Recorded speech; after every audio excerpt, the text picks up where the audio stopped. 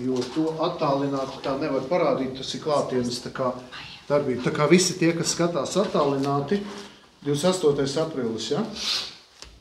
Tā, 28. aprīli vajadzētu ieplānot, jo tad būtu praktiskās nodarbības. Viss, kas notiek dievkalpamā, kā mēs kustamies, kāpēc, ko mēs darām, zīmēm, nu tāds teikt, tāds darbīgs. Tā, labi, tad ja mēs esam gatavībā, tad mēs varam sākt šo te 1. līdz 5. baustas. Kā es teicu, pagājušajā nodarbībā baznīcai ir dotas Kristus tiesības, jeb vara, interpretēt baušļus. Un to mēs darām balstoties gan uz svētajiem rakstiem, gan uz baznīcas tradīciju. Protams, ka arī baznīcas interpretācija nav pilnīgi perfekta, un tāpēc bauslis ir bauslis, bet tā interpretācija var būt arī neprecīza. Tāpēc noteikti, mācoties par baušļiem, jums radīsies ar jautājumi, varbūt līdz galam nepieņemšana, ja? Jāsaprot, ka arī katolis viņš nevienmēr spēja visu tā pieņemt, saprast, ko māca baznīca, bet baznīca tomēr joprojām turpina skaidrot, precizēt šos baušļus, jo vienkārši bauslis tev būs, tev nebūs, tas ir viens teikums. Bet kā viņu izdzīvot, ko tas nozīmē, to tad baznīca 2000 gados ir mēģinājusi saprast. Un tāpēc ir šī gan bagāža, tātad ir tradīcija 2000 gadīgā, bet, protams, ir mūsdienu situācija, jo katrs bauslis ir jāpiemēro mūsdienu apstākļiem. Tātad šeit sadurās senatne, protams, paša Dieva dotais bauslis, kas ir svētajos rakstot, tātad pats Dievs, ko ir atklājis. Tad ir, protams, šī distance, kas ir vairāk, varbūt pat 1000 gadi, un tad ir mūsdienas, kurā šis bauslis atrodas. Un tāpēc mēs mēģināsim skaidrot, mēģināsim meklēt atbildes, un šie baušļi būs balstīti arī uz to bukletiņu. Es ceru, jums visiem ir tie bukletiņi par baušļiem. Es jums esmu devis tādus bukletiņus. Tāds, kāds tev ir. Šāda te jums ir šāds bukletiņš. Nav, ja es tūlīt atlasīju.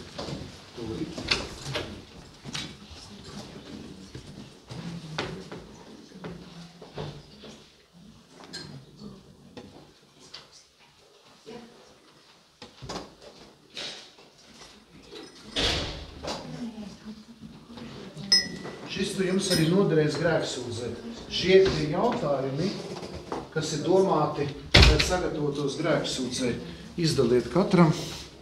Tie ir jautājumi, kas ir domāti grēksūdzēt. Mēs iesim arī šim katalogam. Kā es vēlreiz teicu, šis katalogs nav perfekts, pilnīgs, bet tas tomēr ir mēģinājums kaut kādā veidā precizēt to, ko bauslis saka. Tā kā mēs iesim caur šiem jautājumiem. Būs jautājumi, kas uz jums attieksies vai neattieksies, bet jebkurā gadījumā mēs iziesim cauri šim te jautājumiem. 1. bauslis, tev nebūs citus dievus turēt līdzās man. Tā viņš skan. Un tātad jāsaprot, ka baušļi ir uzrakstīti vecajā derībā, tie ir doti Mūzum, vēl pirms Kristus, un šos baušļus tātad ņem vērā judaisms, kristietība un islāms. 3 monoteiskās reliģijas. Tātad tev nebūs kalpot citiem dieviem. Tātad nav vairāku dievu, nav citu dievību, ir tikai viens un vienīgs dievs. Tā ir pamata atklāsme. Kristietība, judaisms un islāms balstās uz šo atklāsmi, ka nav cita dieva. Pie tam islāmā tas ir ļoti strikt, lai kļūtu par musulmani jāpasaka šāds teikums. Es atzīstu, ka ir tikai viens vienīgs dievs, Allāhs, un Muhameds ir viņa pravietis. Ja, es pat teikšu, ka pat islāmā un judaismā šī ticība, atziņa par vienu dievu esamību ir daudz pat spēcīgāka. Mums arī, protams, tā ir mūsu pamata patiesība, bet tā tad ir tikai viens un vienīgs dievs. Tāpēc mēs dievu rakstam ar lielo burtu, bet ja runa par dieviem, mēs rakstam ar mazo burtu. Un pat ja Bībelē ir minēti dievi, tās lielākoties ir dieva noslēpumainā spēka personifikācijas. Arī seno latviešu dievības, tātad ir pārdabisku spēku piedēvēšana fizikālajām parādībām. Tātad fizikālu spēku personifikācija. Jo tajā laikā cilvēkiem vajadzēja kaut kam ticēt, tāpēc viņi piedēvēja vējām, pērkonam, mežam, un lielākoties tas bija saistīts ar bailēm no dabas spēkiem. Jo senie cilvēki baidījās no tumša meža. Viņi baidījās no pērkona, viņi baidījās no vētras, un tāpēc viņi deva šīm dabas parādībām dievišķus vārdus, dievišķas īpašības. Tas ir atrodams pie visām tautām. Pie visām tautām. Tā ir vesela nozara, sauc par reliģioloģiju. Es esmu studējis šo nozari, man pasniedza speciālisti, kuri darbojušies Papua Jaungvinejā. Viņi stāstīja, ka viņa kolēģis diemžēl ir apēsts, cilvēkādāji un tādu, tas mums izskatās jocīgi, bet tur viņi tiešām ir darbojušies gan Āfrikā, gan Āzijā un darbojušies ļoti daudzām šīm tautām, kas joprojām dzīvo tādī, mēs to saucam primitīvā, tā nav primitīvā, tas vienkārši primitīvus, tas ir tāda zinātniskā nozīmē, ka viņi joprojām pielūdz, godina dabas parādības un dabas spēkus, bīstoties tātad no šīm parādībām, bīstoties no šiem elementiem. Pirmais bauslis satura prasību ticēt, cerēt un mīlēt. Tātad, ja sakam Dievs, tad to apliecinām kādu, kurš ir pastāvīgs, nemainīgs, mūžīgi tas pats. Tātad mūsu Dievs ir pastāvīgs, nemaināks un mūžīgi tas pats. Kādu, kas uzticīgs. Psalmos ir teikts, ka pagānu dieviem tie ir zelts un sudrabs, tiem ir acis, bet tie neredz, tiem ir ausis, bet tie nedzird, tiem ir muta, bet tie nerunā. Ļoti tāds tēlains apzīmējums, ka pagānu dievības ir anonīmas. Ar viņām nevar komunicēt. Tu nevar runāt ar vējamāti, mežamāti, tu nevar notikt komunikācija, jo tās nav personas, tās ir tikai personificētas dabas parādības vai fizikālas parādības. Ar sauli arī tu nerunās. Mūsu gadījumā mūsu Dievs ir persona, viņš ir personīgs. Ja? Tas es runāju kristietības izpratnē, jo Dievs tapa cilvēks, viņš kļuva persona, viņš karājās pie krusta, ja? Viņš ir personīgs, ar viņu var veidot attiecības. Ja? Tātad tā ir atšķirība starp pagānu mēmajiem anonīmajām divībām un mūsu Dievu, kas ir personīgs. Tātad, šeit ir jautājumi, kas būs grēksūdzes te lapa, vai es esmu noliedzis Dievu tā pārkāpums pret šo bausli, ir tad, ja es saku, ka Dieva nav. Ir tādi, kas saka, ka viņi tic, ka ir augstāks spēks, to sauc par agnostiķiem. Tie ir forši cilvēki, viņi saka, es ticu, ka ir kaut kāds anonīms spēks. Ir pat teorijas, ka to es piedodiet, es tagad varu muļķības sarunāt, to jūs varat neklausīties. Ir tāda teorija un diezgan ticama, ka aiz mūsu Dievu, kuru mēs pielūdzam, stāv nezināmie lidojušie objektiem NLO, tātad citas civilizācijas, kuras vienkārši nevēlas sev atklāt, un tāpēc viņas ir atklājušas senākiem cilvēkiem caur dažādām reliģijām. Vai tās ir pagānu, vai arī pat islāms un kristieti un jūdeismu. Tāda teorija ir, ja? Un patiesībā ir tā, ka tad, kad mēs nomirstam, mums, protams, šie pārdabiskie visi elementi ir apslēpti ar šiem reliģiskiem tādiem ietērpiem, bet tad, kad mēs nomirstam, mēs pēkšņi nonākam tādā, tā kā rāda tais amerikāņu filmās, cik tā galaktikā, redzi, neko, nodzīvoja dzīvo, tagad tur, saprotiet to domu, ja? Jo skaidrs, ka nevar būt tā, ka mēs esam vienīgie galaktikā. Jo tāpēc, ka tad jau mēs to galaktiku būtu veidojuši, jo ja kaut kas ir tāds, ko mēs nevaram ietekmēt, tā tad ir jābūt kādam, kas to uztur. Mēs taču nevaram ietekmēt ne sauli, ne zvaigznes. Kā? Jo nekas jau nerodas tāpat ne no kā. Kaut kādam jābūt pirmsākumam. Ja? Un daži saka, ka viņi nevar pieņemt šīs reliģiskās sistēmas, kuras viņiem liekas pārāk cilvēciskots vai pārāk tādas arhaiski primitīvas, tad viņi izdomā. Bet tas, tā nav katoļu baznīcas mācības, vienkārši stāsta, ko es dzirdu un kas virmo. Ja? Bet man tā teorija liekas interesanti. Es domāju, gadījumā pieņemsim, ja? Tas viss, kam es ticu, nav tāds, kā es to iedomājos, tur vismaz būtu labi, ja es pēc tam nonāktu tiešām citās civilizācijās, tur būtu ļoti interesanti. Tas apmēram tāpēc, lai, tad, kad es nomiršu, lai man nebūtu garlaicīgi. Zināt to anekdoti, ja? Kad viens, kurš tur bija, viņš dzīvoja svētu dzīvi, viņš dzīvo tādu vidēju dzīvi, un tad viņš nomirst, un viņam tagad liekas izvēlēties, vai iet uz zeli vai uz debesīm. Piedošana, tā ir anekdota, tā nav baznīcas mācība. Un tagad viņš saka, bet kā es varu zināt, kur iet, man vajag uzzināt, kā ir abās pusēs. Labi, viena diena reklāmas kampaņa, tu vari pabūt un tur. Un tagad labi, viņš aiziet uz debesīm, tur eņģeļi spēlē ārfas, skan klasiskā mūzika, viņš saka, viņš visu mūžu ir mīlējis tur metālu, un viņš saka, man šeit būs pa garlaicīgi, es nevaru tā. Aiziet uz zēlē, tur riktīgs koncerts, tusiņš, ja? Viņš saka, jā, to es izvēlēšos. Un beigās, tad, kad aiziet, un tad tur viņi uzreiz ieliek katlā un ar tām dakšām. Viņi tur saka, kur koncerts, kur viss saka, nu tā bija reklāmas kampaņa, tas bija tikai, nu tā kā tāds priekšnesums. Nu jā, tāpēc, protams, ka mēs skaidri nezinām, kā būs tajā pasaulē, bet kurā gadījumā, nu tā ir mūsu ticība, ka mēs ticam Dievam, jā. Mēs ticam Dievam, mēs uzticamies viņam, un mēs uzticamies arī baznīcai, kuru šo Dievu prezentē. Nu, vai es esmu noliedzis, vai šaubies par ticību, jā, šaubas, kas var iezakties. Vai esmu ļāvies bezcerībai, vai esmu sevi žēlojis. Ja? Jo, ja es ticu Dievam, tad es zinu, ka vienmēr būs izēja. Un mēs jau runājam par cerības tikumu pagājušajā nodarbībā, ja? Cik ļoti svarīgi cerēt. Līdz pēdējiem. Cerība, tas saka, mirst pēdējā. Bet ļoti svarīgi ir lūgt par cerības tikumu, tas saistīt šo bausli, ka es ticu Dievam, ceru un viņam mīlu. Vai grūtība esmu novērsies no Dieva, meklēs palīdzību ar saviem spēkiem. Ļoti daudz cilvēku grūtībās atsakās no Dieva. Saka, ja jau Dievs ir tāds, ja viņš man nepalīdz, tad es viņam neticēšu. Ja? Tas arī saistīts ar šo bausli. Visās dzīves situācijās paļauties uz Dievu, ka viņš mani neatstās. Vai uzskatīt sevi augstāk, labāk par citiem, noraidīs Dievu, uzskatīt, ka var iztikt bez viņu. Tas jau ir klasika, lepnība. Es esmu Dievs, es esmu kungs, es te visu varu, es te visu noteikšu, ja? Un tas arī ir pārkāpums pret šo bausli, kad es domāju, ka es gudrāks par Dievu, es visu zinu, un arī visus citus lieku Dieva vietā. Nu jā, vai es esmu Dieva vietā nolicis kādas vērtības vai lietas, pat ja tās būtu labas. Izskats, spējas, gods, vara, nauda, manta, seks, alkohols, narkotikas, mūzika, dziedātais, sporta. Tas viss ir ļoti, labi atbilstoši, ja? Bet te ir problēma, vai kaut kāda lieta, kas te ir uzskaitīta, vai kāda cita lieta, neiem Dievu vietu. Un es vienmēr stāstu šo stāstu, kad es biju jauns priesteris, man aizsūtīja uz Ogri kalpot pie prāvesta bojāra. Un toreiz viņam bija ļoti foršs auģiks. Tajā laikā es neatceros, kurš tur modelis, bet tāds diezgan pajauns.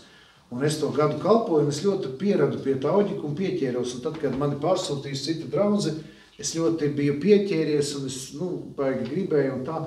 Un es domāju, ka gan izvairs šī mašīna kļuva man par tādu kā elku. Es viņu biju licis tā, gan izvērt Dievu vietā, vai ļoti viņai pieķēries. Tā kā šeit ir jautājums, vai ir kaut kāda lieta, kuru, kā es varu pārbaudīt, vai tā lieta man ir elks, es varu padomāt, kas notiks ar mani, ka man šo lietu atņems. Parasti, nedod Dievs ugunsgrēki, nozog, dažādas citas lietas, vai cilvēks, piemēram, piedzīvo kaut kādu avāriju, viņš tiek izkropļots vai kā savādāk. Ja? Tā kā tā vienmēr ir lieta, tas vienmēr ir pārbaudījums, vai tas, kas man tā ļoti tā kā patīk, vai kam es pieķēries, kā būs, ja man to atņems. Un tad es redzu arī bērēs, dažreiz mēs ļoti liekam arī Dievu vietā pat sev tūs cilvēkus. Un man bija raksts par sērām Katoļu avīzē par to, ka es ļoti daudz izvadu cilvēkus. Vakar mēs izvadījām vienu šeit ģimenes dakteru Ritu, ļoti cienījumu, kas te kalpojas Salaspilī, un mēs tieši par to runājam, cik svarīgi, ka mums jau arī paši tuvākie cilvēki būs vienā brīdī jāzaudē. Ja? Un tad tajās bērēs tu redzi tā cilvēka reakcija. Protams, sēras ir arī psihoemocionāls stāvoklis, un vienmēr pēc tā var spriest. Tur var būt arī citi elementi. Bet lielākoties ir tā, ka mums jābūt gataviem un jāapzinās, ka viss, kas mums ir šajā pasaulē, mums vienā brīdī var tikt atņemts. Vienalga. Un nekas nedrīkst mums stāties Dieva vietā. Jā, ir grūti zaudēt, pat ļoti tuvus cilvēkus vai lietas, vai ļoti vērtīgas lietas, bet diemžēl tā ir realitāte. Tā ir tāda iekšējās brīvības jautājums.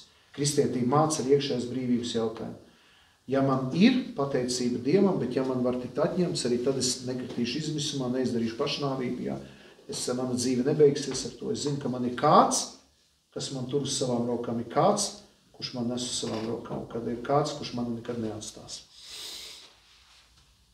Šeit ir tātad vesela joma, kas ir ezotērika, jeb okultisms. Ja?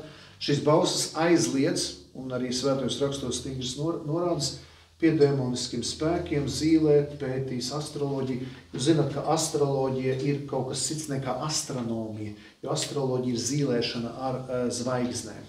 Visas astroloģiskās kartes, viņas nav balstītas uz zinātni. Jo astroloģija radās Babilonā, kad gads tika sadalīts 12 sektoros, un katram sektoram savu zodiaka zīme. Protams, astronomija arī izmanto zodiaka zvaigznājus, bet tam ir pavisam cita nozīme. Tātad zīlēšana ar zvaigznēm. Izsaukt mirušos garus, ja? Mēs zinām, ka Konstantīns Raudive mani filmēja Graube, tāds režisors Graube. Es nesaprotu, kāpēc viņš nav palaidis, jābūt bija filmē par Konstantīnu Raudivi. Un Salaspils baznīcā bija veselas 2 dienas mēs filmējam, jo viņš taisa Parazentas Mauriņas vīru par to, ka viņš dzirdēja mirušo balsis. Ja. Tātad baznīcas viedokļi, tātad tas ir aizliegts un vispār tas jautājums par viņu ir tāds sarežģīts. Tāpat dziednieki, ja mēs nezinām ar kādām enerģijām, kādiem spēkiem sadarbojas dziednieks, kā es varu uzticēt savu dzīvi dziedniekam, kur es nezinu, kādus viņš piesauc spēkus. Ekstrasens agrāk Kašpirovskis bija Latvija atguva neatkarību, visa padomu savienība kļūt garīgi, un tad no televizora sēdēja viens tāds ampuls, kurš tam tas nesa televizoram burkas ūdens, un viņš to enerģizēja to ūdeni, ja? Tad bija tāda maģija, ja? Attiecībā par jogu, tas nav pilnīgi ļauns, tā jogas vingrinājumi fiziskie nav ļauni, bet ja joga sāk saistīties ar visādām austrumu praksēm, tur jābūt uzmanīgiem. Ja? Transcendentālās meditācijas, tad jautājums, vai es jau sāku veikt reliģisku darbību. Ja, ja tur nav reliģiska darbība, jogas vingrinājumi paši par sevi nav ļauni. Tie ir vienkārši vingrinājumi. Ja? Cilvēks grib vingrot, kas var aizliegt vingrot. Ja? Tāpat arī pie tautas dejas. Ja? Es esmu ļoti bieži runājis ar dziesmu svētku dalībniekiem, un es lūdzu, lai deju svētkos dejās netiek iekļauti tādi elementi. Vienos dziesmu deju svētkos bija tāda deja, kur izskatījās un bija tāda nojausma, ka tā deja sāk pārvērsties par tādu kā rituālu deju. Un mēs esam runājuši ar dziesmu deju svētku organizatoriem, lai pat ja mēs kopjam tautas tradīcijas, kurās arī ir dažādi burvistība elementi, lai tomēr mēs tiem dalībniekiem neliekam tajā dejā burtiski jau to īstenot, lai tas ir tikai kā tāds tautas atmiņas vēstures piemineklis. Ja? Un tiklīdz kā kaut kur šajos svētkos sāk parādīties burvistības elementi, tad tiem, kas ir kristieši, kas ir katoļi, viņiem nav patīkami tajos piedalīties. Bet tā kā tie visas tautas svētki, tie ir jāaspektē. Un ziniet, pagājušos dziesmu svētkos viņi dejo Ave Marija latīņu valodā. Nu, tas bija gar zemi. Ja? Un arī šogad bija ļoti skaisti, kur bija sadalīts pa novadiem. Tur attiecībā uz Latgali bija ļoti skaisti tur elementi. Tā kā satiekas kristīgais ar seno latvisko, bet tam nevajadzētu būt pretrunā. Tikai, ja tiek respektēt šīs robežas. Ka mani kā kristieti, kā katoli, vai dalībnieku vai skatītāji neieved kaut kādās burvestībās, rituālos, vai tas, ja kāds tu dara, tā ir viņa brīva izvēle, bet es to nevēlos darīt. Es negribu kalpot citiem dieviem. Mājticīgs sveicināšanās par slieksni, speciāls sveicinās par slieksni. Ja. Neiet zem elektrolīnijām, kanalizācijas vākiem un ko tik vēl. Ja. Nu, jautājums, kāpēc mēs to darām? Uz sektās, protams, mūsdienās arī dažas kristiešu draudzes ar sektām, nu, varbūt tās ir tādas destruktīvas sektas, kā piemēram scientologi, kaut viņi tādi, man liekas, vai tik nav aizliegt vispār Eiropā. Mūnisti kādreiz bija tāda seka, ko es neesmu dzirdējis, un mūnis jau nomirs ir. Tad, mormoņi, Jehovas liecinieki, bet nav tā, ka viņi būtu pilnībā ļauni, bet šīs ir destruktīvas sektas. Jā, tas uz vecāko paudzi attiecās, vai viņi bijuši komunisti, ja? Jo, nav tā, ka komunistiskā partija esoši uzreiz cilvēks ļauns, bet viņi tomēr bija saistīti ar institūciju, kas bija pret Dievu esošu, un viņiem bija kaut kādi tā kā zvērsti solījumi, un tāpēc mēs tā aicinām arī tomēr grēksūdzē nožēlot kaut kādas darbības komunistu darbībās vai Čekā, piemēram, arī tas tomēr ir vērsts pret tautu, pret nāciju ar iznīcināšanu. Tā kā bieži vien, bet tagad jau arī daudz cilvēku aiziet mūžībā, bet vēl nesenā laikā bija, jā, tā tad mēs arī mēģinājām šo lietu pacelt, kad ir tiem cilvēkiem, kas ir bijuši iesaistīti, ka viņiem ir tomēr tas jānožēlo. Otrais bauslis, tev nebūs kunga savu Dievu vārdu nelietīgi valkāt. Jā, Dievu vārds ir svēts, un mūsdienās, kā es teicu, oh my gosh, Jesus, un tā tālāk, tas tagad ir jauniešiem ļoti populārs, un mēs tomēr kā kristieši cenšamies, Jēzus Marija, latgalē, oj, Jēzus Oldanais. Un latgalieši viņi tik ļoti tajā baznīcas dzīvē, ka bieži vien sanāk, ka viņš tur lūdzās rožu, ka ar tām krellēm vēl kaķi padzina, oi, Jēzus soldanais, ja? Un tas dažreiz izskatās tik komiski, bet labi, ja cilvēks ir varbūt tā, iegājis tādā pieredumā, tas varbūt labi, viņš nav aiz ļaunu, bet arī cilvēki, kuri nav baznīca, viņi par to smējās, un es domāju, daudzos gadījumos tāpēc izveidojas tāda izsmiešana Dieva vārda. Vai es esmu baidies apliecināt savu ticību citu priekšā? Protams, tas jautājums, kāds ir mans briedums, vai es baidos, vai es nebaidos citiem apliecināt, ka es eju uz baznīcu, ticu, lūdzos, ja? Cilvēki ļoti bailīgi. Tā kā man Salaspilī vidusskola baidās, tagad man ielaist skolā. Es jau pateicu Anspa kungam, kāpēc man jāiet runāt pie Rīgavas runu 4. maijā, ja mani nelaiž skolā. Tā kāda disharmonija. Skolā mani nelaiž, jo redz, nedod Dievs kāds vecāks pasūdzēsies, ka mans vārds skolā, tur man ir jātaisa pakazuka. Es saku, mūsdienās mēs atgriežamies pie arī savu veida diktatūras, jo kristietī viņi tiek tā kā noizolēti, viņi tiek izstumti ārā no sabiedriskās jomas. Bet, jebkurā gadījumā nebaidīties teikt, mums nav tur jāpazina, visus jāpiespiež kļūst ticīgiem, bet nevajag baidīties apliecināt savu ticību. Un šis ir joki, kā es teicu, nevāvaļot ar Dieva vārdu, padomāt, kur mēs, kas sakam, Jēzus Marija vai kādus citus vārdus. Zaimojas, jā, bet, protams, dažos gadījumos ir tā, ka cilvēks piedzīvojas smagu dzīvē situāciju, viņš kliedz uz Dievu. Un nevajadzētu šo uzskatīt, ka mums ir tiesības uz Dievu kliegt. Mums ir tiesības Dievam teikt to, ko mēs domājam, un ir tiesības uz Dievu pat dusmoties. Tāpēc tā zaimošana nenozīmē, zaimošana tad, kad tu tā kā esi, tā kā Dievu ienīsti, bet ja tu esi ar viņu draugs, es viņam varu pateikt, man arī, kad bija grūtības, es saku, Jēzus, klausies, tā nevar. Tas ir personiskas attiecības, ja. Tāpēc zaimošana tas vairāk domāts tas, ka tu jau viņu tā kā ienīsti, bet ja tu viņu mīli, tu vari izteikt, jo tam, kuru tu mīli, tu vari izteikt visu, ko tu arī domā. Un man liekas, ka Dievam patīk tas, ka mēs viņam sakam, ko mēs visi domājam. Tā kā varat arī droši dusmoties uz Dievu, pateikt visu, ko jūs domājat, jo tas viņam ir pat svarīgi, es domāju. Ja? Bet lai tas nav tā kā aiz ļaunu, bet vienkārši tāpēc, ka Dievs, tu redzi, kas ar mani notiek. Tu redzi manu situāciju. Sorry, es šitā nevaru, ja? Un manā dzīvē dažreiz bija tā, ka es tiešām pat ar asarām acis saku, es eju baznīcā un es citu par to lūkšanu soli, un bija vienreiz tā, ka es sāku ārdīties. Es nevaru, kas tu tagad notiek? Un Dievs redzēja to, ka es esmu tāds sadusmojies. Ja? Bet ne jau tā kā ļaunu uz viņu, bet es sadusmojos par to situāciju. Ko man citu darīt? Jā, par zvērstu. Protams, ka mēs zinām, ka ir dažādi zvērsti, piemēram, dažādiem cilvēkiem, kas ir dažādās institūcijās, arī armijā ir arī zvēras, ka tu kalposi dzimtenē, bet mēs sakam to, ka jābūt ļoti uzmanīgi, ka mēs zvēram un sakam kaut ko Dievam, piemēram, ja es, kā es teicu, bija tā situācija Bībelē aprakstīta, ir viena rakstu vieta Bībelē, kur viens karavadonis gāja karā, un viņš teica, ja es uzvarēšu, tad pirmais, kas man nāks pretī, to es upurēšu Dievam. Un viņš tā kā izteica tādu neapdomīgus, tādu kā zvēras solījumu. Un viņš uzvarēja šo karu, un pirmais, kas steidzās viņam pretī, no kaujas lauka, bija mīļākā meitiņa, maziņa, jauna.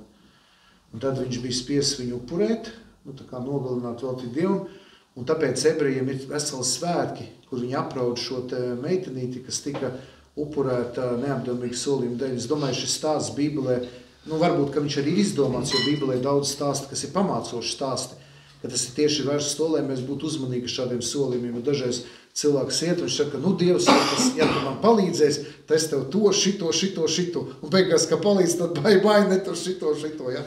Tā kā, nemētāties ar tādiem solījumiem Dievam, un, piemēram, tāpēc mēs arī nesakām laulības zvēras, mēs lietojam laulības solījumu, ja. Jo tas ir zvēras, tas tiešām, piemēram, ja karavīrs zvēr, tad tas viņam ir jāpilda, viņš nevar to nepildīt, ja tas viņam ir, viņš ir devis šo solījumu zvērstu, ja. Tā kā tas ir ļoti svarīgi arī tie, kam ir, piemēram, profesionāli zvērsti, turēt noslēpumus, ja, piemēram, arī tiem pašiem tiesām un tā tālāk, un tas ir ļoti nopietni, ja. Zvēras laušana, tas ir ļoti nopietnas pārkāpums. Tāpēc vienkārši nemētāties tādam solījumam, padomāt. ko es solu, ko es apņemos, neuzņemties pārāk lielas apņemšanās. Ja. Un tas ir tāpēc savā veidā šie zvērstības solījumi arī mūs mobilizē. Tie liek mums būt uzticīgiem, liek būt tā kā doties tajā virzienā, bet jābūt ļoti uzmanīgiem. Trešais bauslis. Tev būs svēto dienu svētīt. 7. dienā sabats svēt atpūt kungam, tev būs svēto dienu svētīt. Kāpēc jāsvēta 7. diena? Tāpēc, ka 7. dienā Dievs atpūtās un 7. dienā Dievs augšām cēlās. Jēzus augšām cēlās. Jo jūs zināt, ka sestdiena ir ebreju svētdiena, sabats, sabato, subota, šabata. Bet Jēzus cēlās nākamajā dienā pēc sabata, un jūs zināt, ka svētdiena ir pirmdiena. Es jums laikam stāstīju. Kā? Kristiešu kalendārs sākas ar svētdienu. Trešdiena, ceturtdiena, piekdiena, sestdiena. Sestdiena ir nedēļas pēdējā diena. Svētdiena ir pirmdiena kristiešu kalendārā. Ja? Ir tādi kalendāri, kur tā ir. Un tas ir ļoti svarīgi, jo šo pirmo dienu, nedēļas pirmo dienu mēs svētam ar atpūtu un ar Dievu kalpošanu. Dievu kalpošanu. Tas nozīmē dievkalpojums svētdienas atpūta un diena, kas veltīta Dievam. Un, ziniet, es stāstīju, es biju Izrēlā, runāju ar ebrejiem, un es saku, kāpēc jūs ebreji esat tik bagāti un kāpēc jums tiks izdodas? Es saku, mums izdodas tāpēc, ka mēs svinam šabatu. Un jūs zināt, Andreja Upīša Zaļajā zemē, es neesmu Andreja Upīša baigais fans, bet tur tajā Zaļajā zemē patīk, ka tas, atceros Zīriņu, kurš saimnieks, viņš brauc par svētdienu, viņi tur visi pārējie baznīcā, viņš tur nav, un viņš iet un skatās tos laukus apbrīnu, ja? Svētdien viņam svēta diena, ka viņš tā kā veids tādu kā apstāšanos, tādas kā pārdomas. Tāpēc ļoti svarīgi svētīt svētdienu. Nestrādāt un būt baznīcā. Jā, šitā ir pirmā radīšana. Jā, un svētdiena ir mūsu centrālā as. Visas kristietības centrālā as, jūs dzirdējat šodien dievkalpojumā, ko es tur ārdījos, ja?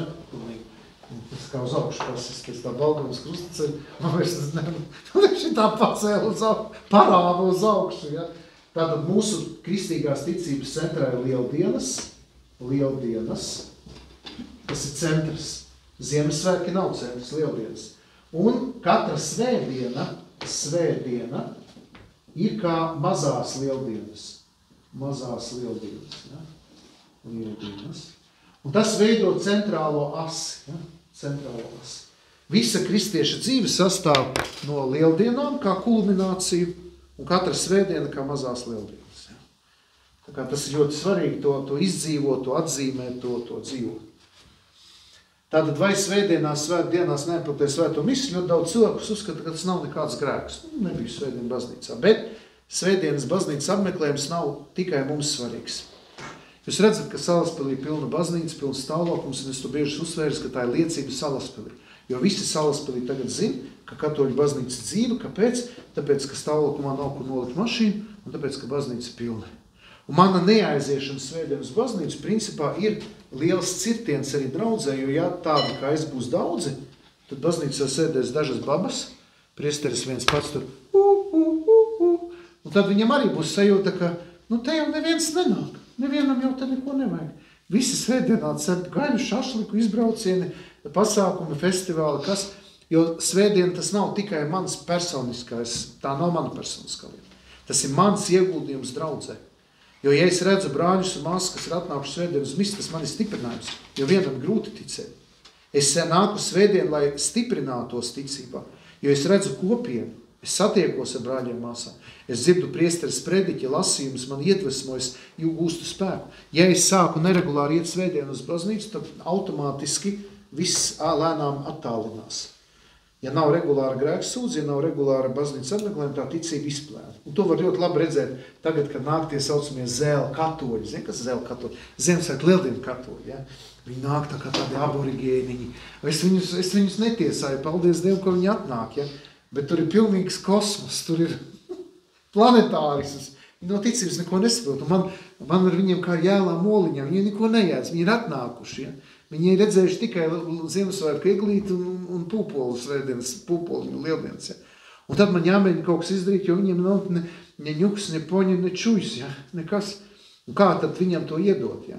Tā kā tas ir jautājums, ja es attālinos, tad es arī lēnām atsaustu. Ja? Un tad tas viss pārvērst tādā katoliskā mitoloģismā, kas atkal nav, es negribu noliekt, lai tie cilvēki, kas saka, ir piederīgi katoļu baznīcai, bet ja nav regulāri svētdieni, ja nav regulāri sakramenti, nav iespējams vienam ticēt. Nav iespējams. 20 gadu priesteris. Es neesmu nevienu saticis katoli, kurš neiet katru svētdienu uz baznīcu, kurš nāk tikai vienreiz 2 gadā, kur es varētu teikt, ka viņiem ir šī katoliska identitāte. Nē, neesmu saticis to. Lielākoties tur ir kosmosa rozīte. Mīlot šos cilvēkus. Cienot, bet tur ir viss kaut kas, ir salasīts, sadomāts, viņam ir viss izdomāts, jo viņš dzīvo savā pasaulē, un nevar viņam pārmest, viņam ir izveidojies savs dieviņš ir izveidojies, ja? Personiskais dieviņš, ne? Tāds, kādu viņš ir izdomājis, tādu, ko viņš ir saklausījies. Ja? Un baznīca tas ir kādu noregulēt pulksteni, ne uz baznīcu izregulējas pulkstenis, viņš sāk rādīt nepareizu laiku, un baznīca viņa atkal ved atpakaļ, jo man jau arī ir atgriezniskā saite. Mēs katru mēnesi tiekamies ar priesteriem bīskapu. Es visu laiku esmu komunikācijā ar visu Romas katoļu baznīcu. Es sekoju līdz pāvestam, es sekoju līdz, es dzīvoju tajā visā garīgā atmosfērā. Tātad, šitas vienaldzīgs un pavirši nevajag uzsvert to kā šausmas, jo es arī mēdzu aizdomāties. Ļoti grūti koncentrēties, ja tu bieži ej uz misēm, tavas domas aizpeld.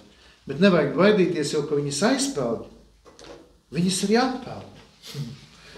Man ir bijis tā, ka es visai reāli aizdomājos par bruģi, par manu alpīnistu, par kaut kādiem silti, aizējieties. Un es tagad jūtu, ka es jau lasu tos tekstus, bet man doma jau ir bruģi, hops atpakaļ. Ja? Tā kā tie teksti atved tevi atpakaļ. Ja? Tā kā baznīcas liturģija, arī rožakronis, tu vari ar domām aizmētāties, bet viņš tev atved atpakaļ. Ja? Tā ir kā upe, kad tie krasti mani tur. Tā laiba šitā staigā, ja? Bet tā katoļu baznīca viņa tā kā notur. Mūs notur pie dzīvības, pie ticības. Vai šajās, redzēt ar darbiem arī, ja? Mūsdienās ir šausmas, piemēram, es zinu, ka ārzemēs daudzos gadījumos pat lielveikalu slēdz ciet, lai vienkārši ģimene var pabūt kopā uz pusdienām. Tas, ka piemēram Latvijā tagad arī runā par to, ka varētu slēgt lielveikalus jo tiem cilvēkiem jāstrādā svētdien. Labi, ir saprot, ugunsdzēsēji, policija, tur, kas vēl šitie, policija, ugunsdzēsēji, kas vēl mums ir kaut kādi ārsti, kam ir jāstrādā. Tu nevari, tās ir profesijas, kur jānodrošina tie gaidas, bet kāpēc jāstrādā tādām nozarēm, kur cilvēki nevar atpūsties? Un es nevaru iet uz baznīcu, man svētdien jāstrādā.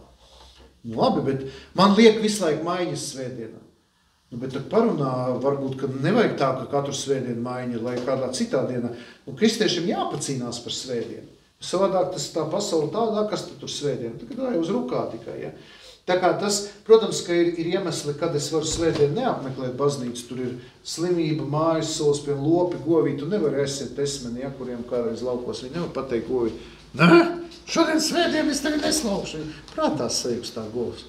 Ja ir jau kaut kādi, piemēram, arī sējas darbi, ja ir laukos, kad jāvāc labību, tu nestās, man jau arī, piemēram, alpīnisti šodien svētdien, tas ir šausmas, ja, bet viņam jau nav iespējams, ja. Tie ir uz izķeršanu, es priecīgs, ka viņš var atbrauc, ja. Tā kā, protams, ka ir tādi varianti, ka tev nav citas izejas, bet lielākoties cenšamies par to svētdienu pacīnīties. 4. bauslis, un atgriežoties vēl pie tās svētdienas, te ir 2 tie aspekti, ja? Ka es runāju, ko bauslis atļauj un aizliedz. Tātad pozitīvais tas, ka ir atpūta vajadzīga, un otrs viņš aizliedz strādāt. Bet te doma tāda, Franču revolūcijas laikā Robespierres un cita kompānija, viņi ļoti bija pret kristīgo ticību, un viņi gribēja ieviest prāta dievietes kultu. Un viņi izdomāja ieviest 10 darba dienu ciklu.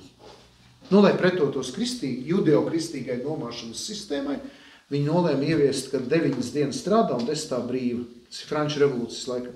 Un pēc dažiem gadiem sabiedrība vienkārši sajuka prātā, viņi teica, mēs to nevaram uzturēt. Un tas ļoti interesanti, ka šis 7 dienu cikls, 6 dienas strādāt, 7 brīvi, viņš ir tāds kā dievišķis. Jo arī daudzi psihologi saka, ka tas ir tāds ritms, kas cilvēkam visatbilstošākais. Ka viņam pēc 6 dienām līdz 7. atpūstos, kā bioloģiskais cikls. Tā kā ļoti interesanti, ka tas bauslis svinēt svētdienu, protams, ebrejiem tā ir mūsu sestdiena, musulmaņiem tā ir piekdiena. Un jūs zināt, ka Izrēlā katrs cilvēks var ņemt brīvdienu atbilstoši savai ticībai. Viņiem sestdiena ir obligāti, visiem jāievēro sabata miers, šabata miers, bet viņi drīkst prasīt arī piekdienu vai svētdienu, tie, kam ir kristieši un musulmaņi. 4. bauslis, tev būs godāt savu tēvu un māti. Mums jāgodā vecāki, no kuriem esam saņēmuši dzīvību, kuri mums mācījuši pazīt Dievu, mums pienākums godāt cienīt visus, kurus Dievs mums vēl autoritāti. Šis bauslis attiec gan uz vecākiem, gan uz priekšniekiem. Bet tur mēs sīkāk parunāsim par priekšniekiem un arī par vecākiem. Tātad tev būs godāt savu tēvu un māti, lai tu ilgi dzīvot zemē, kur dos kungs tavs Dievs. Jūs zināt to pasaku, kur tēvs vectētiņu ved uz mežu ragaviņām, un iet mazdās. Un viņš aizved uz mežu, ziemā savu vectēvu atstāt mežā, un tagad viņi grib iet prom, un tas mazdēļ saka, kāpēc tu atstāji ragaviņas? Ņemam ragaviņas līdzi. Viņš saka, kāpēc? Ar ko es tevi vedīšu uz mežu? Tas tāds ļoti nozīmīgs stāsts. Ar ko es tevi vedīšu uz mežu? Tas ir ļoti svarīgi, kāda man attieksme uz attiecībā ar saviem vecākiem. Protams, jāsaprot to, ka ir ļoti dažādi vecāki, cilvēki, kuriem nav abi vecāki, kuri bijuši vardarbība, alkoholisms. Ne jau visi vecāki ir bijuši cienīgi. Ir tādi cilvēki, kur visu mūžu tur aizvainojums saviem vecākiem, kur nespēja piedot. Mums, piemēram, baznīcā ir veselas programmas, tā saucamās iekšējas dziedināšanas programmas, kur tiek aizlūgts par cilvēkiem, kur nespēja piedot saviem vecākiem. Un kas ir vēl ļoti svarīgi, ka daži nemaz nevar pateikt lūgšanu mūsu tēvs debesīs, ja tēvs mūsu debesīs, ka viņi saka, bet es nevaru izrunāt vārdu tēvs, jo man tēvs sita, man tēvs dzēra, man tēvs vispār nav bijis. Ko man nozīmē tēvs? Piemēram, puišiem, kuriem nav bijis tēvs, viņiem ļoti grūti pašiem būt par tēvu. Tas, piemēram, ir jārēķinās, ka, piemēram, puisis un meiteni iet uz laulībām, ja otrai pusē nav bijis tēvs, tad īpaši jālūdz pēc šīs dziedināšanas, jo tēva iztrūkums bērnam, tas atstāja savu ziņā sekas. Un, protams, tā ir arī psiholoģija, pie tā var strādāt psiholoģiski, ir arī psihoterapijas, bet ir arī garīgas aizlūkšanas, jo tas atstāja sekas un pēc tam ļoti grūti gan ticības dzīvē, gan arī vēlāk šajā savstarpējā dzīvē, kas skar laulāto attiecības. Veidojas dažādi šie tādi, ir rodas tie kompensācija meklējumi, ka, piemēram, puisis, kurš audzis tikai ar māti, viņš lielākoties savā līgavā sievā saskata māti, viņam veidojas nevis attiecība kā pret sievu, bet kā viņš vēlas, lai viņu tā kā aptaklātu kā māti, un kas ir vēl trakāk, ka viņam vēl nav pārāvusies nabas saita ar savu māti. Un cik es 19 priestības gados, cik es neesmu noņēmies tām ģimenēm, kur ir dēliņš un māmiņa. Māmiņai pašai ir vīrs, ir aizgājis mūžībā, un tad viņi to savu, vai aizgājis prom no ģimenes, piemēram, māmiņa, savu dēliņu tur principā tā kā savu vīriņu un visu. Un tad, kad viņi aiziet, tad, kad tas viņas mīļais dēliņš jau izaug un aiziet pie sievas, tad tur jau nav iespējams attiecības, jo tā māte jau to dēliņu tur savā pilnīgā kontrolē, tur ir pilnīgi nabas saiti. Es tikai vienu no entajiem modeļiem jums izstāstīju. Tas ir tas, ko es ikdienā nodarbojos. Jo tur ir vajadzīga vesela schēma, kā no tā tikt ārā. Bet man bieži zvanā vecumā, viņi saka, man dēliņš neklausa, cik viņam gadu 50. Viņš dzīvo visu laiku, man viņš nevar apprecēties. Jo tā māmiņa pati ir vai vīrs mūžībā vai ir atšķīrusies, un viņai tas dēliņš ir visu, viņi nelaiž vaļā, viss. Un ir tādi, kuri nevar apprecēties, viņi nevar aiziet vēl uz pusi, jo māmiņa visus viņi ir kontroli. Un tie nabas saiši, par to starp citu runā arī tas Līdums, psihoterapeits ģimeņu luterāņu mācītājs Gatis Līdums. Man liekas, ka viņam ir ļoti labas grāmatas par to. Tā kā es mazliet iegāju psiholoģijas tajā sadaļā, bet ja runā par šo balstu, tas jāņem vērā. Jo ir viegli pateikt, tev būs godāt savu tēvu māti. Kas tur zem tā tēva māti? Tur veselu, tas ir šausmīlīgs. Tā kā godāšana jau paliek, bet vai tu spēj piedot, vai tu spēj mīlēt, vai tu spēj izrunāties, tas ir pavisam cits jautājums. Tur ir šausmīgais. Un man kā priesterim nākas to, es jau nedrīkstu ņemt uz sevi. Ja ne, man pašam ir bijuši jau 2 psihoterapijas kursi. Es jau nevaru iet tajās visās emocijās. Tāpēc, ka, ja tu to visu ņems uz sevis, tas nav iespējams. Ja. Tas viss vai jādod Dievam, jādod, principā jāvirza lielākoties pie speciālistiem, pie vai nu aizlūdzējiem garīgi, vai arī pie terapeitiem. Bet tā bija tāda maza atkāpe. Tātad pirmais jautājums, vai aizvaino vecākus ar asiem vārdiem, vai neesmu paklausījis vecāku taisnīgu un labu prasībām. Šis jautājums skar līdz 18 gadiem. Pēc 18 gadiem man nav pienākums paklausīt. Man paliek cieņa, mīlestība, gods, rūpes, bet man dažreiz izbrīna, ka cilvēkam jau ir cik gadi, tur 30, 40, šeit neklausīja vecāks. Tev vairs nav jāklausa. Līdz 18 gadiem jā. Bet, ja gribi, tu vari paklausīt, bet tev nav pienākums. Ja. Tā kā, paliek cieņa, mīlestība, respekts, bet ne jau paklausība. Ja. Un palīdzēt, rūpēties, cik tas ir nepieciešams. Un lūkšanās, protams, aizlūgt. Tad man arī interesanti, ka Bībelē ir teikts, ka, ja tu izvēlies sekošanu Kristum, tu saki, ka tu atstāji savu tēvu un māti, brāļus un māsu un tā. Un daži domā, es tagad esmu savus vecākus tā kā panicinājis, un tieši nē. Es turpinu rūpēties par saviem vecākiem, es turpinu par viņiem gādāt, tas nozīmē, ka man vecāki nav svarīgi, viņi ir svarīgi. Vai nespēja piedot savu vecākiem. Ja, šis jautājums tas nav vienkāršs. Ja. Viegli viņu uzrakstīt šeit, bet daudz grūtāk ir realitāte izdzīvot. Ja. Vai pret pārējiem ģimenes locekļiem izturējos nežēlīgi. Un te ir ne tikai bērni pret vecākiem, bet vecāki pret bērniem. Ja. Tātad arī vecākiem ir jāciena bērni. Un kas ir ļoti svarīgi tiem, kam ir bērni, ļoti respektēt bērna vecumu, kad viņš kļūst pieaudzis. Tā ir lielākā drāma, kad vecākiem tas bērns ir joprojām maziņš, kad viņam ir 20 gadi. Un nespēja tā kā atlaist. Jūs zināt, ka stārķi, es esmu redzējis, kā viņi stārķēnus, viņi tā paņem to kāju un no tās ligzas tā izstāv. Atlaist, vecākiem bērnus atlaist, bet arī cienīt kaut kādu vecumu, ka tas bērns jau veidojas kā personība, ka viņam ir savs viedoklis. Tas ir kā kuriem citiem tas izdodas, bet vienai daļai, un tur rodas tās drāmas, kāpēc tīņi saceļās, kāpēc viņi sakrāso matus, saliek metālus, visādus cilīnus, okoko vai visādas citas lietas.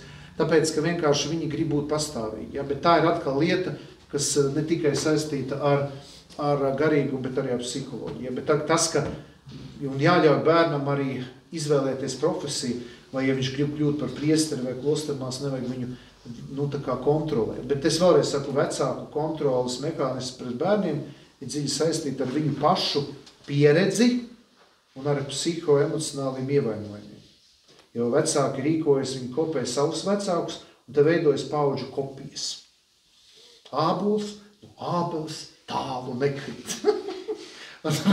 Un lielākoties tāpēc, ja grib puisis meiteni apprecēties, aiziet labi, iepazīstiet viņu vecākus. Ja, ļoti svarīgi ir iepazīstīt. Un nevajag domāt, ka tas līgavainis, ar ko taisies laulāties, ka viņš būs citādāks nekā viņa vecāka. Lielākoties viņš būs tāds pats. Ar niansē, protams, bet tur var būt modifikācijas, bet viņš būs tāda kā kopija. Ja. To jāņem vērā un nevajag domāt, ka tad notiks revolūcija, Kopernika apvērsums un ka viņš būs citādāks. Lielākoties viņš tomēr ir pārmantojis no vecākiem daudz īpašības. Un, protams, ticības dzīve, garīgums var to mainīt, modificēt, slīpēt, ietekmēt, bet ne jau lielajās līnijās. Mēs tomēr esam ģenētiskas būtnes un iedzimtību, mēs nevaram, arī ar garīgumu iedzimtību mēs nevaram novērst. Es tomēr esmu tēvam līdzīgs, un es tagad jūtu, man to ir 50, to esmu ārprāts. Tādas pašas muļķības, kā viņš es runāju. Vienā brīdī baigas, kā tas tā var būt? Tas tieši tas kopēja. Nē, es taču tā ilmāk nedarīšu tāds. Daru tāpat, ja. Tā kā mašīna, ka tas ir iestādīts, ja. Bet labi to pamanīt, tāpat kā ir tie parazīti vārdi, ja.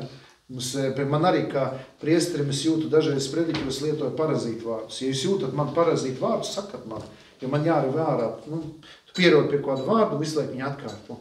Tas citam var kaitināt, viņš laik dzird, viņš laik vienu to pašu vārdu atkārto, ja.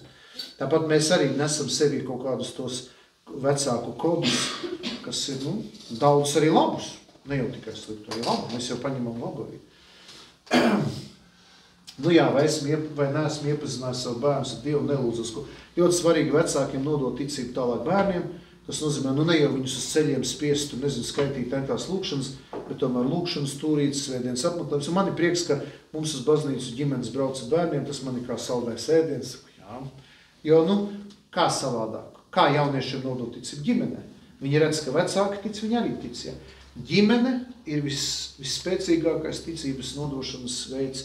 Un jūdi, ebreji tikai ģimenē nodot ticību. Piemēram, ebrejiem nav iespēja ticību nodot tādā masīvā veidā, jo viņi ir tautas ticība. Jūdaisms ir vienas tautas ticība. Un viņiem ļoti spēcīga ģimenes tradīcija. Viņi nodot ģimenē tālāk. Bet arī latgaliešiem un tāpat poļiem un daudziem citiem, kas ir tās saucamās katoliskās nācijas, ar itāļiem, spāņiem, viņi daudz nodod tieši caur ģimeni. Tāpēc daudzām katoliskām tautām, tā saucamajām, ir ļoti svarīga ģimene. Un to jāņem vērā, ka, piemēram, daudzi, kas nāk no varbūt Vidzemes, Kurzemes, Zemgals, no tādām īsti luteriskām vietām, ja viņi ieprecās, piemēram, pie latgaliešiem vai poļiem vai lietuviešiem, viņiem ir pirmais šoks, ka viņi nespēja, viņiem šokē tas, cik ļoti spēcīgi ir dzimtas loma. Piemēram, brālēnu māsītes vai brāļu māsu, respektīvi veidos tādu kā, es negribu lietot klani, bet ir tāda dzimta, ja. Ja, piemēram, es esmu ievērojis, ka tiem, kas nāk varbūt no Vidzemes un Zemgalas un Kurzemes, viņiem tas ir mazāk izteikts. Ja. Bet tas ir vairāk tādas īpatnības. Ja. Bet šeit ļoti svarīgi tā dzimtu, ko domās tur brāļi, māsas, brālēni, tur vēl kādi radi, tur viss tāda liela radu tāda sistēma. Ja. Tas ir sociāli antropoloģiski, tāds pētījums. Tālāk. Vai es pretojos audzināt amatpersonu taisnību prasību pret viņiem kā personu? Šeit, protams, jāizvērtē, ko viņi mums prasa. Ja, vai viņi mums prasa kaut ko objektīvi, adekvātu vai nē. Vai izmantoja savu varu privileģiju savtīgos nolūkus. Piemēram, tagad tie gadījumi, kas bija saistīti ar to seksuālo izmantošanu mūzikas akadēmijā. Un tagad arī redzams, ka tā uzbrukumi arī šajā ziņā notiek ne tikai baznīcā, jo kāpēc baznīcā notika šie skandāli, tāpēc, ka priesteri ir milzīga autoritāte. Un priesteris, viņam ir milzīga atbildība, jo uz viņu skatās dažreiz pat kā uz dieviņu, īpaši tādas ļoti spēcīgi katoliskās vidēs, un ja tas garīdznieks ir neadekvāts vai arī ir kaut kādā veidā ar tām novirzēm, tad ir, protams, bīstamība, ka viņš var savu varu lietot. Tāpēc šobrīd baznīcā ļoti spēcīgi instrumenti izstrādāti, kas ierobežo priesteri iespējas lietot šo autoritāti neadekvāti. Ja. Bet te jau redzams, ka tas notiek ne tikai baznīcā, tas ir, kur ir mūzikas akadēmijā, daudzās citās vietās, kur ir pasniedzējs un padotie, un pasniedzējs var izmantot savu autoritāti nelietīgā veidā. Ja. 5. balsts, tā nebūs nokauta. Tātad neviens nekādos apstākļos nevar pretendēt uz tiesībām nonāvēt nevainīgu cilvēku. Tāpēc, ka cilvēks nes sevi Dieva attēlu. Katram cilvēkam pienākas cieņa. Cilvēka dzīvība ir svēta.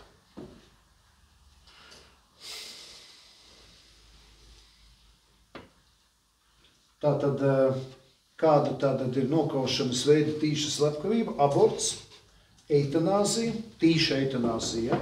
Tur, protams, ir modifikācijas, ir asistētā cilvēka dzīvību uzturošo līdzekļu atslēgšana, bet to es šobrīd negribu izsnāt, šis nosaukums nav tik viennozīmīgs.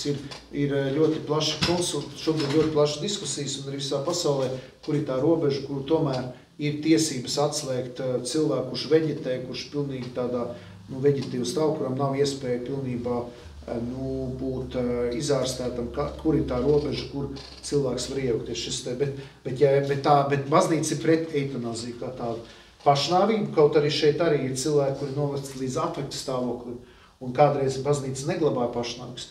Es esmu nevis ļoti daudz, es esmu izvadījis pašnāvīgus, jo cilvēks ir vienkārši psihoemocionāli novests vai bijuši psihiskas slimības, ļoti daudzos gadījumos apziņas stāvoklis ir bijis pilnīgi traucēts un nav lēmums pieņemts adekvāti. Ja? Tā kā te ir jāņem vērā, protams, attiecībā uz abortu nav izņēmuma. Uz abortu nav izņēmuma. Neviena. Nav tādi izņēmumi, kas atļaut abortu. Tāpēc arī toreiz, kad arhibīskaps, viņš gan neveikli izteicās pie Olgas Dragļevas pagājušajā gadu lieldienās, ka viņš pateica, ka baznīca neatzīst arī abortu attiecībā uz šīm izvarotajām ukraiņu sievietēm, kas bija saistībā ar karu.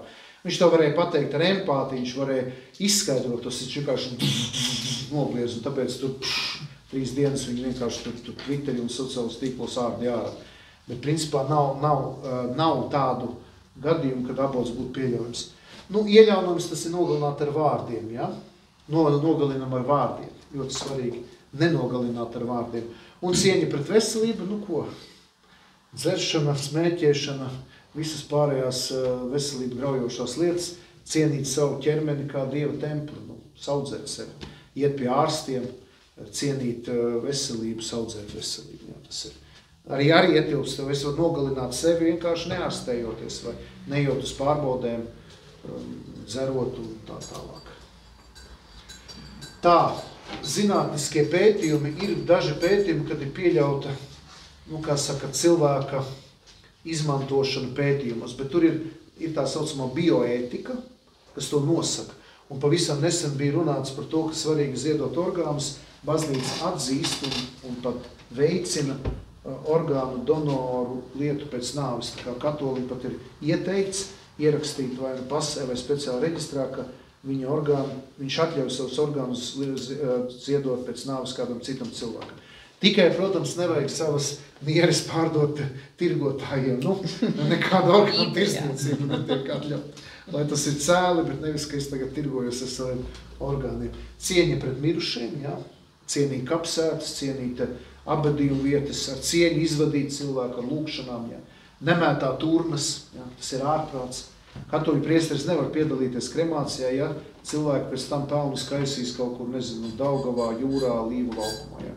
Tad Vatikāna instrukcija. Man labi, ka mēs esam daži, kuri esam sadarbojamies firmā, mēs esam visu kapu biznesu pārņēmuši. Tas nozīmē, ka mēs, kā katoļu priesteri, ar tām firmām darbojamies, un tad viņi jau paši iesaistās un aicina tās urnas nemētāt. Jo ko ar tām urnām dara, glabās kapjos zem spilvena, visur, kur tikai. Ja tā kā šobrīd mēs strādājam pie tā, lai cilvēks mudinātu tās urnas cienīgi apbedītu. Pat, ja viņi nav ticīgi, tomēr nekaisīt viņus ārā. Ja. Viens mākslinieks sevi ir iegleznojis gleznā. Nezinu, kur viņi izstādīti. Tad tas ir līdz prātā, nezinu, kaut kādām, jā, ko tik nedara. Un karš un karavīri, protams, mēs zinām, ka tie, kas ir devušo zvērestu aizstāvēt dzimteni, viņi ir tiesīgi aizstāvoties, bet, protams, tur ir arī vesela nozare, kas ir saucās baznīcas sociālā mācība, kas nosaka, ko nozīmē taisnīgs karš, ko nozīmē totāls karš, un arī ir mācība par to, ka aizstāvoties jāizvēlas vienmēr vismazāk kaitīgākais līdzeklis. Tas nozīmē, ka pretspēks nedrīkst būt lielāks nekā tas spēks, kas tiek virzīts pret mums. Arī šajā gadījumā cieņa pret pretinieka karavīriem, tāpat arī gūstekņu tiesības, ja visas konvencijas, vesela apakšā, ja, kas mēs varētu atsevišķi pat nodaļu par katru no šiem punktiem. Es tikai tā ieskicēju, ja, ka tas nenozīmē, ka karavīrs drīkst darīt visu, ka viņš drīkst būt brutāls, ka viņš neievērot nekādu cieņu, nekādas tiesības, ja, tad viss tas ir regulēts. Un tas ir ļoti, ļoti svarīgi, ja, ka viņš ir nevis, lai uzbruktu, bet lai aizstāvētu, lai sargātu dzimteni, lai mēs justos drošībā. Ja. Tas ir ļoti, ļoti svarīgi, īpaši mūsdienu kontekstā tas ir ļoti, ļoti svarīgi. Man iepriecināja, ka laikam vēl kādā vietā būs arī kapela, tā kā mēs prieks, ka mēs kā kapelāni arī dodamies, iedvesmam, stiprinam un tā tālāk. Un arī šī cieņa, šīs morāles jautājumi ļoti, ļoti būtiski, jo, diemžēl, kara laikā cilvēki arī kļūst kā zvēri. Ja.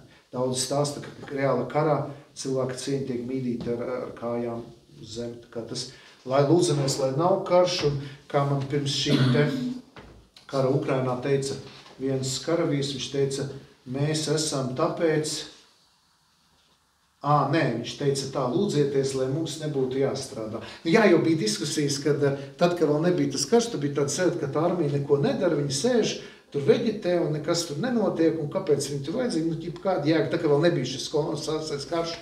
Un tad viņi teica tā, viņš saka, jūs, ja mēs nestrādājam, tad esat priecīgi. Apmēram tāda doma, ka, protams, ka viņiem ir mācības, viņi gatavojas, bet viņi ir tāpēc, lai mums būtu miers. Un es domāju, tas arī ļoti svarīgi, kad mēs esam nevis, lai uzbruktu, bet lai aizstāvētu. Nu jā, vai es esmu nogalinājis cilvēkus, es mēģinājis domājis par pašnāvību, šie arī ir saistīti ar psiholoģiju. Ja? Jūs zināt, ka, ja cilvēks saka, ka viņš grib darīt pašnāvību, viņš reāli nedarīs pašnāvību, bet lielākoties pašnāvnieki nemaz nesaka, ka viņi darīs pašnāvību. Un tāpēc es teikšu, ka es esmu strādājis ar dažiem pašnāvniekiem un ir izdevies novērst pašnāvību. Es teikšu, ka ir jābūt tādām lielam arī garīgam, psiholoģiskam briedumam, lai atpazītu kādu cilvēku tuvu pazīstam, kurš gatavojas izdarīt pašnāvību. Tas ir ļoti, ļoti grūti, jo tas, kas grib izdarīt pašnāvību, viņš to ļoti slēpj. Un tāpēc ir daudziem piederīgiem šoks, kad notiek pašnāvība, ka viņi to nav zinājuši, ka viņi to nav pamanījuši. Ja. Jo tas, kas kladzina no rīta līdz vakaram, kurš taisīs pašnāvību, viņš lielākoties pievērš uzmanību. Un ir tā, ka, piemēram, ir tādi azartspēļu atkarīgie, vispār atkarīgie, tad viņi manipulē, viņi lieto to emocionālu vardarbību, sakot otrai pusē, ka ja tu ar mani nebūs kopā, vai kas, tad es izdarīšu pašnāvību. Nu, tā kā manipulatīvi, ja. Tad to ir ļoti jāspēj atpazīt, kur šie vārdi es darīšu pašnāvību ir manipulatīvi, bet kur tad ir reāla jau virzība uz pašnāvību. Un tur ir vajadzīgs ļoti smalka jušana. Es neteikšu, ka esmu ļoti liels speciālists, jo jūs zināt, tas puisis, kas nolec no Vanšu tilta Rīgā pirms vairākiem gadiem. Viņš katoļu ģimnāzijā mācījās. Un viņš bija pie manis uz sarunu. Un es nepamanīju. Un pēc tam man aicināja uz Dombuli vai kur. Tas bija ļoti, ļoti sen. Tas bija vairāk kā 10 gadu atpakaļ. Un man bija ļoti, ļoti sāpīgi. Es to varēju tā kā novērst, bet es to nemanīju. Nu, viņš atnāca un viņam jau bija kaut kāda depresīvas iezīmes. Man tad nebija laiks. Un es kaut kā tādu labi. Ja. Un pēc tam viņš uzkāpa uz tā. Pēc tā gadījuma tās vantis tika kaut kā ieziestas vai noliktas tagad ar tām dzeloņas, tagad tu nevar tā uzkāpt. Bet tad viņš bija uzkāpis uz augšā un nolicis. Tā kā, tas manā sirdī ir viena epizode, kur es varēju to uztvert, bet es to neuztvēru. Pēc tam man vajadzēja to televīzijā stāstīt un runāt, kā tas tāds bija pārdzīvojums. Nu jā, vai es piekrītu eitanāzijai, bet vēlreiz saku, ar eitanāziju tie ir jautājums arī par paliatīvu aprūpi. Jums saka, jā, baznīca pret eitanāziju, ko tad darīt tiem nedziedinām slimiem cilvēkiem? Tā kā mums ir jāstrādā pie paliatīvās aprūpes, pie šo cilvēku dzīves kvalitātes uzlabošanas. Vai esmu kādu sitis, vai es neesmu aizstāvis vainagus. Nu jā, kritizēšana, nosodīšana, nogalināt ar vārdiem. Skaudība, greizsirdība, šantāža, nevēlēšanās piedot, nicināšana. Jā, alkohola reibums tauklī. Tas arī, ja es esmu kādreiz dzēris braucis, patiesībā es esmu potenciāls slepkavē. Tas arī jautājums ir. Daudz izturās pret to nevajag. Labi, ka tagad griežas skrūvis ciet, jā. Tā ir, drāma, jā. Vai es neesmu ievēru. Un starp citu interesanti, man bija gadījums uz Valmieru, kad es kalpoju, es braucu un man acs priekšā notika avārija. Un viņš aizgāja bojā, tas puisis, un bija zīmīgi tas, ka viņš brauca, viņš bija DJs, Disene. Viņš visu nakti bija DJojis, un brauca atpakaļ un vienkārši aizmiga pie stūras un iebrauca iekšā. Un pēc tam man zvanīja, un es tajā brīdī izrādījos blakām, bet mēs viņu nevarējām dabūt ārā no mašīnas, un atbrauca diezgan ātri, viņi reanimē, bet nevarēja aizgāja, nomira. Un man zvanīja viņa tēvs pēc tam un teica, viņš uzzināja, ka es esmu priesteris, mācītājs, viņš bija luterāns. Viņš zvanīja, vai es to puisi nokristīju. Es saku, man tajā laikā nebija tā kristīšana. Mums bija jādomā, kā viņam palīdzēt tur. Un beigās viņš izrādās pie luterāņu mācītāja gājis svētdienas skolā uz iesvērt, tā kā lai kristītos. Es tam tēvam teicu, ka viņš jau ir garīgi nokristīts, jo viņš ir gribējis kristīties. Ja. Tā kā man bija viens gadījums, un es tāpēc domāju, ka ne tikai reibums stāv, bet arī miega stāvokli. Un jūs zināt, man tēvs to iemācīja, ja gadījumā acis krīt ciet. Man ir bijuši, ka es pa nakti braucu no Polijas ar mašīnu, ja nāk miegs, nobraucam malā, paguļam 10-15 minūtes. Viss pietiks. Ja nē, vēl paguļam, man ir bijis tā, ka esmu noguris, es vienreiz, atkal braucu, atkal otrais, bet neļaut to brīdi, ka tu atslēdzies. Ja. Tur ir ļoti bīstama, tā ļoti bīstama lieta. Ja. Tā kā ne tikai rābuma, bet arī miega stāvokli. Vai es neesmu ievēru, šitam es visu laiku grēkoju. Bet, ziniet, es sarunāju tā. Kādreiz es visiem lūksiem stāstīju, ka es priesteris, lai man laiž. Bet es nolēmu tā. Man bija arī 6 soda punkti. Kā nebaidieties, šeit stāv priekšā cilvēks. Bet nevis tāpēc, ka es gribētu tā. Man dažreiz saliek bēris tā, ka man jāpaspēj. Bet es nolēmu tā, es braucu tā, kā, ne jau speciāli pārkāp noteikti, bet es braucu tā, kā man vajag. Bet ja man aptur, es saku, dārgais policista kungs, es ar prieku un līksmību maksāšu visas sodas. Respektīvi, neko nestāstīšu, neattaisnošos, lai notiek. Un no tā brīža man nav neviena soda punkta, neviens neaptur. Es Dievam tā pateicu, ka es vienkārši ļaušos visām kontrolām. Bet es speciāli nepārkāpu noteikumus, bet diemžēl, ņemot vērā to aktivitāti, īpaši, kas skara bērēm, un sestdienās visas tantes brauc uz veikalu ļoti lēni. Tā sestdienas satiksme vienkārši kriminā. Man deg bērnis, man ir jaunsiems, man ir bolderēkāp, man ir pļaviniekāp, man vajag paspēt. Kur viņai jāsteidzas? Darbdienās nebija tieši sestdienās. Drausmas, jā. Vai es bojā pārmērīgi ēdot un dzerot? Varbūt, ka tas uz manī attiecās. Un zāļu lietošana, tas arī cilvēki, kuriem psiholoģiskas problēmas, viņu lietot zāles. Alkohols, narkotikas smēķējot, ja, tas arī ir sevis iznīcināšana. Par manas rīkotās svinībās nevajag arī citus dzirdīt. Ja. Īpaši, ja mēs zinām, ka cilvēkam ir atkarība, ir tādi, kur iet uz anonīmu alkoholiķiem, sargāt arī citus. Ja viens, ka es pats, bet arī citu. Un lielākoties tas alkohols rodās, ka vienkārši viens otru, davai, tur uvažājuši, vai tu cieni, vēl kaut kas, šitie visi gājieni, ja. Tur vajag tā ļoti rezervēti. Nemudināsim citu, ja. Nespiedīsim, ja kāds ir, ja viņi tās problēmas, lai viņš, kā saka, lai tas tiktu respektēts. Aborta izdalīšana, jā, tā ir smaga tēma, bet, kā es vēlreiz teicu, šeit nav izņēmumi. Un arī, vai es esmu noklusējis patiesību, vai es esmu iesaisties abortu izdarīšanā. Vai jums ir kādi jautājumi? 5 paušļi ir izieti.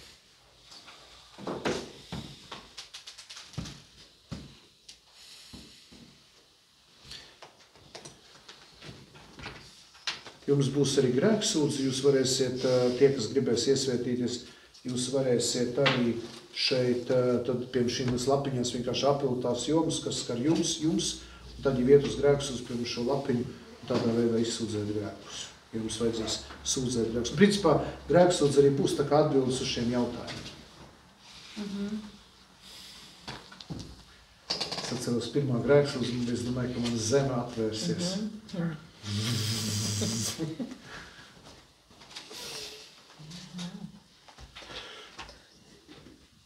Bet tos, kurus Kristīs nākam sestdien, viņiem jau būs vieglāk. Nē, viņiem būs jāsūdz tāpat pa visu dzīvi. Pa visu dzīvi būs? Jeb tikai nav tas sestdienas līdz. Teorētiski, protams, tie grēki tiek piedoti, bet es gribu, lai tie grēki tiek izteikti.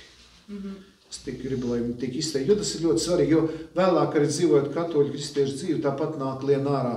Pirmā reize tu visu tāpat nevar pateikt. Un lielākoties viņi nāk no zemapziņas ārā, un es varu pateikt, ka es taču kādreiz tā dzerstījos, es taču bezfilmās, ko es tik neesmu darījis, tad labāk to visu nemaz nezināt. Un man bija interesanti, ka es iestājos, jo es taču, kad tehnikumā mācījos, taču biju koju karalis. Un Jelgavā arī varētu pirmajā kursā teikt. Mēs tur sienas izlauzām, caurumus padot, tur alus kasu un kaut tādu. Bet, ziniet, tad, kad es iestājos seminārā, man bija interesanti, ka es lūdzos kapelā un man pēkšņi nāk notikumi, ko es esmu bezfilmā darījis, ko es neatceros. Viņi man nāk ārā, no zemes. Un man bija tik šausmīgi, es beigā ārā no kapelas. Tā ko tā šausmfilmā. Tā zemapziņas tīrīšanās, kas notiek. Ja? Un tāpēc nevar būt tā, ka pirmajā grēksūdzē tagad kreks, viss man ir kārtībā. Tur jau vēl notiek tā, ka cilvēkam paiet gadi, un viņam pēkšņi vienā spredīķi izlec ārā, viņš skrien pie grēksūdzes ar priesteri Ilmā. Es tikko atcerējos, man atnāca, un īpaši gados veci cilvēki, dažreiz jau tas ir līdz apnikumam, man jau ir jāstopē, jo cilvēki, tantes mūsu, kurām jau ir 7, 8, viņas atcerās jaunības grēkus, viņas atcerās kaut kādu tur ābolu zādzību, kurā tur pēckara gados tur kaut ko no kolhoza, ja, saprotiet, nāk ārā, un tas ir ļoti pārsteidzoši, ja, kā tā, jo daudz, kas jau mums ir noglabāts zemapziņā. Un viņš tā veļās ārā. Ja? Un nevar gribēt, ka tā pirmajā grēksūdzē viss notiks. Viņš nāk, viņš tīrās, nāk kaut kādas jaunas atziņas, apziņas, tur kaut kas veļās ārā.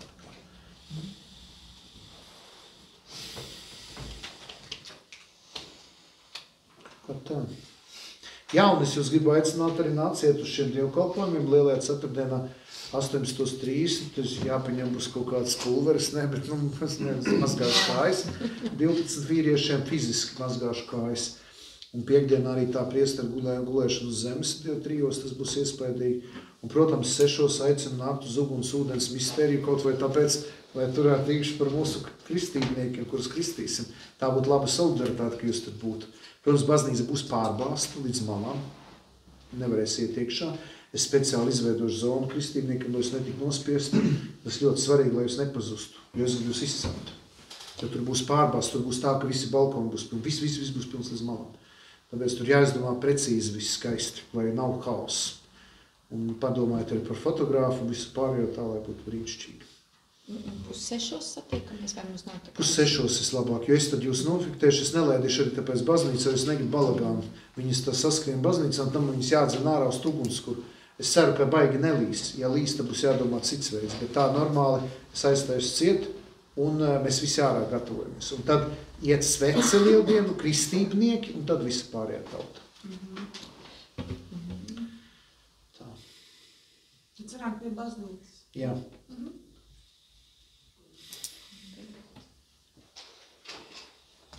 Un kaut kā tā. Bet Baldonas krustaceļš, tas bija kaut kas.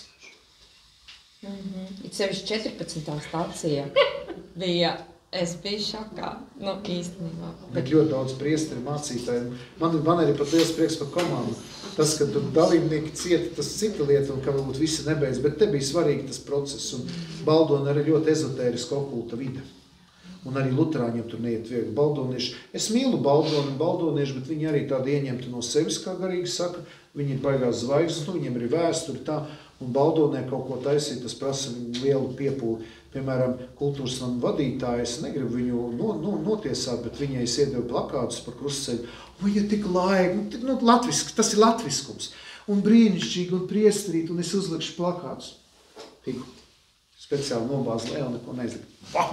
Un es pēc tam 5 dienas vai kas pats ar knopkām uz visiem ziņojumu veļiem. Es izdarīšu, jā, brīnišķīgi, viss būs. Ja, tā kā tur, ja tie, kas piedalījies, jūs iedomājaties, kāds tur tika darbs ieguldīts, kāda, bet prieks par Ķekavas domu, prieks par priekšsēdētāju, par mēru, kas pats skrēja, un Čurkungs tas bija, un mūsu šie deputāti arī skrēja no Salaspils domas, tā kā, bet bija tas kaut kas ļoti, ļoti, ļoti skaists. Tā kā nākošu gadu Salaspili arī izsvētīs. Nebūs tik gari, absolūti. 20, 28 būs un tad daudz. Labi, ja kas, tad vēl par privātu varēsim runāties. Dieva Tēva un Dēla un Svētā gara vārdā. Tēvs mūsu, kas esi debesīs, svētīts, lai top tavs vārds, lai atnāk tavu valstību, tavs prāts, lai notiek kā debesīs, tā arī ir zemes. Mūsu dienascho maizi dod mums šodien, un piedod mums mūsu parādus, kā arī mēs piedodam saviem parādniekiem, un neieved mūsu kārdināšanā, bet atpestī mūs no ļauna. Esi sveicināta, Marija, žēlastības pilna, Kungs ir ar tevi. Tu esi svētīta starp sievietēm, un svētīts ir tavas miesas auglis Jēzus. Svētā Marija, Dieva māte, lūdz par mums grēciniekiem, tagad un mūsu nāves stundā. Gods lai Tēvam un Dēlam un Svētajam garam, kā tas no iesākuma ir bijis, tā tagad un vienmēr, mūžīgi mūžos. Āmen. Tēvam un Dēlam Svētā. Priecīgas visiem lieldienas! Jums nākot, paldies!